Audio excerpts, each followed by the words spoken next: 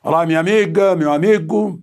Chegou a Magnitsky e começou com Moraes, vai ser o principal assunto de hoje na nossa conversa, nesta quarta-feira, 30 de julho, dia de nascimento do piloto da Força Aérea Brasileira, lá nos céus da Itália, Danilo Moura. Nasceu em 1916 na minha Cachoeira do Sul. É o nosso grande herói dos ares, junto com o irmão dele, Nero Moura.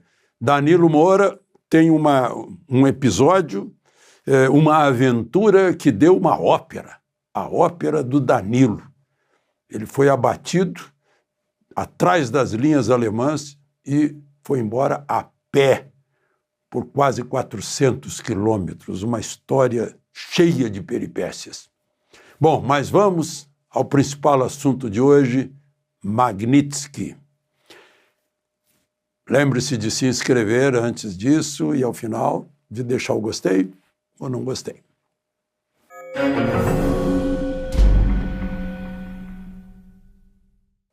Chegou a Magnitsky e deve continuar. Começou com o ministro Alexandre de Moraes. Por que eu digo isso? Porque não fui eu que disse. Foi quem anunciou. O secretário do Tesouro, o que equivale a ministro da Economia ou ministro da Fazenda dos Estados Unidos?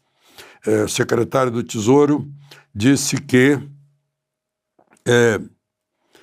o Departamento do Tesouro, ou seja, o ministério dele, continuará a responsabilizar aqueles que ameaçam os interesses dos Estados Unidos e a liberdade dos nossos cidadãos. Scott Bessent. Depois, o outro secretário de Estado, o secretário de Estado, Marco Rubio, disse o seguinte: togas não podem proteger quem atropela direitos. Então a gente já imagina que os próximos seriam togados. Bom, foi aplicada hoje, então, a Lei Magnitsky em Alexandre de Moraes, bens bloqueados, inclusive de qualquer empresa ligada a ele, né? Família, assim como não tenho visto, quaisquer bens nos Estados Unidos, qualquer movimento de finanças, patrimônio, ligações, pode ser cartão de crédito, conta corrente bancária, bancos que têm filiais nos Estados Unidos, empresas aéreas que têm filiais nos Estados Unidos, redes sociais que têm base nos Estados Unidos, tudo isso ele está fora. É uma punição, é uma lei, já vou explicar a lei que a quem diz respeito a direitos humanos. Mas vamos ao que disse mais o secretário do Tesouro, que Moraes é responsável pela campanha opressiva de censura, detenções arbitrárias que violam direitos humanos e processos politizados contra o ex-presidente Jair Bolsonaro. A ação de hoje segue a de suspensão de vistos pela cumplicidade nas ações de Moraes. Moraes deteve arbitrariamente um jornalista por mais de um ano em retaliação ao exercício da liberdade de expressão. Aí ele vai relatando as prisões, os bloqueios, as contas bloqueadas, os bloqueios nas redes, os bloqueios de passaporte, os banimentos, a Polícia Federal nas casas das pessoas por ordem de Moraes, né? Ele diz, por isso ele se envolve em graves abusos de direitos humanos. Bom, por que se chama Lei Magnitsky? O Sergei Magnitsky, um advogado, foi preso, torturado, foi deixado na prisão, né? Assim como Felipe Martins, como Mauro Cid, na tentativa de obter dele confissões que revelariam movimentos contra o governo do Putin, né? E ele acabou morrendo na prisão, assim como morreu o Clesão, né? Então, tem semelhança, sim, né, com esses dois casos, né? Mas não para aí a questão de Moraes.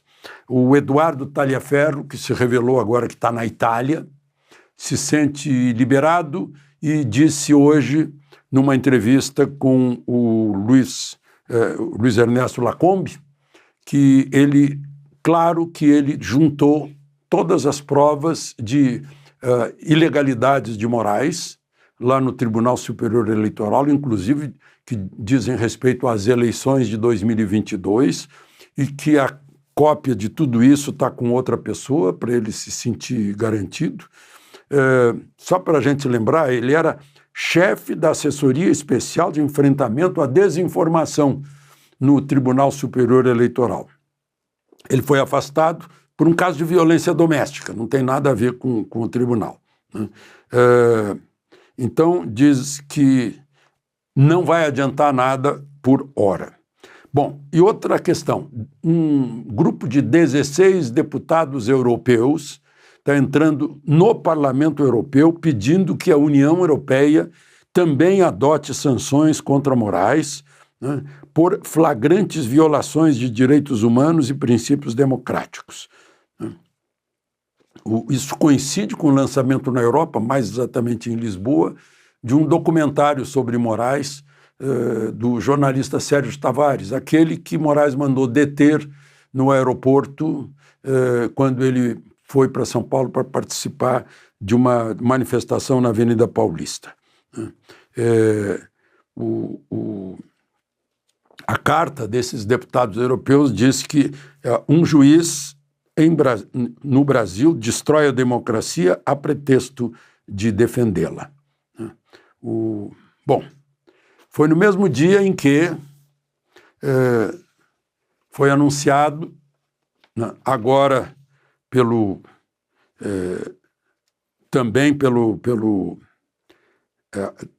governo americano, da tarifa, foi anunciado pela Casa Branca. A tarifa adicional já tinha uma tarifa de 10%, aí mais 40% para ficar 50%. Não é a partir de 31 de julho, é a partir de 6 de agosto, ou seja, na próxima quarta-feira. Deram uma semana do anúncio do decreto, né, de Trump. Eu lembro que lá atrás, quando o Trump anunciou a tarifa de 10%, era a tarifa mais baixa do mundo. Favorecia o Brasil. Era pequeniníssima só para compensar alguns favorecimentos fiscais do Brasil para produtos que estava exportando para os Estados Unidos. Mas depois Trump disse claramente que era por perseguições a Bolsonaro, por ações do ministro Moraes, por perseguições políticas à direita brasileira, além daqueles 10%. Então, 50%. Mas fica muita coisa fora. Muita coisa não, né? Vai pegar café, vai pegar carne, né? Mas aviões da Embraer ficam fora. Suco fica fora. Né? Muitos metais, minérios que são do interesse dos Estados Unidos ficam de fora. Tem uma lista de 700 itens que ficam fora. Né? Alguns tipos de celulose, madeira, parece que pega a fábrica de moldura em madeira que já vai pronta para os Estados Unidos, né? O que tem interesse dos americanos. 700, mas pega muita coisa. Produtos vindos do petróleo, por exemplo, estão fora, né? Alguns produtos químicos também.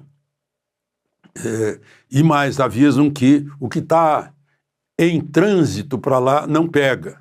O que já saiu do Brasil não vai pegar, né? Chegando lá. Bom, mas aí, vamos ver o que dizem os americanos. O anúncio. A partir da próxima quarta-feira, né? Por causa de ações que prejudicam empresas americanas, ações do governo brasileiro, e direitos de liberdade de expressão de cidadãos americanos, perseguição política, intimidação, assédio, censura e processos judiciais contra o ex-presidente Bolsonaro e seus apoiadores. Graves abusos contra direitos humanos e enfraquecimento do Estado de Direito no Brasil. Moraes é citado também lá nas tarifas, né? Nesse texto da Casa Branca, como responsável pelas ameaças, perseguir e intimidar milhares de opositores políticos, proteger aliados corruptos e suprimir dissidentes, frequentemente em coordenação com outros membros do Superior Tribunal Federal. E cita também o jornalista Paulo Figueiredo, que é processado no Brasil por declarações feitas em território americano, o que viola a primeira emenda que trata de liberdade de expressão nos Estados Unidos.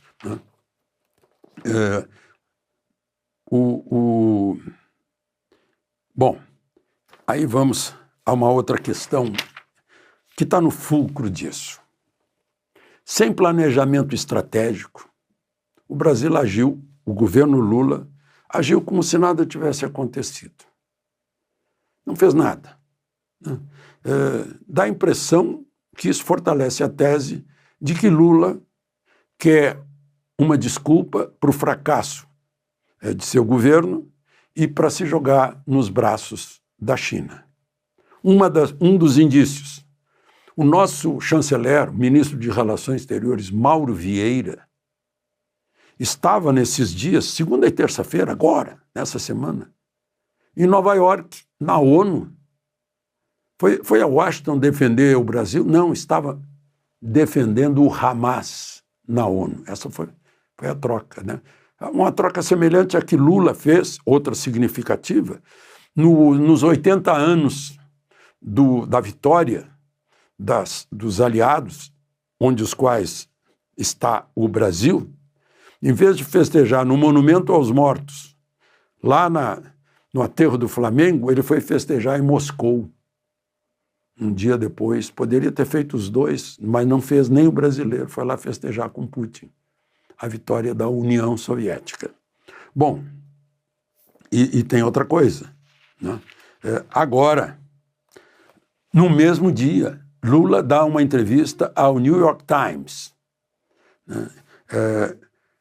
Cujo título é "Ninguém desafia Trump como o presidente do Brasil". Como é que ele disse que queria negociar? Será que ele estava esperando que Trump tomasse a iniciativa de ligar? Aí ele repete tudo aquilo que a gente já ouviu, desde Trump nazi-fascista, lá, aquelas coisas todas, né?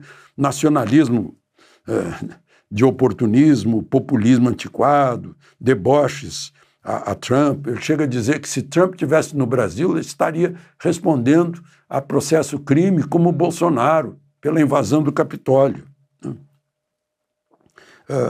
E vejam só, todo dia debochava de Trump. Agora ele está dizendo que é o dia sagrado da soberania. Aí eu pergunto o seguinte, é o final do meu artigo em jornais, publicado hoje, nesta quarta-feira. O final, eu digo, é uma vergonha para nós que um presidente de outro país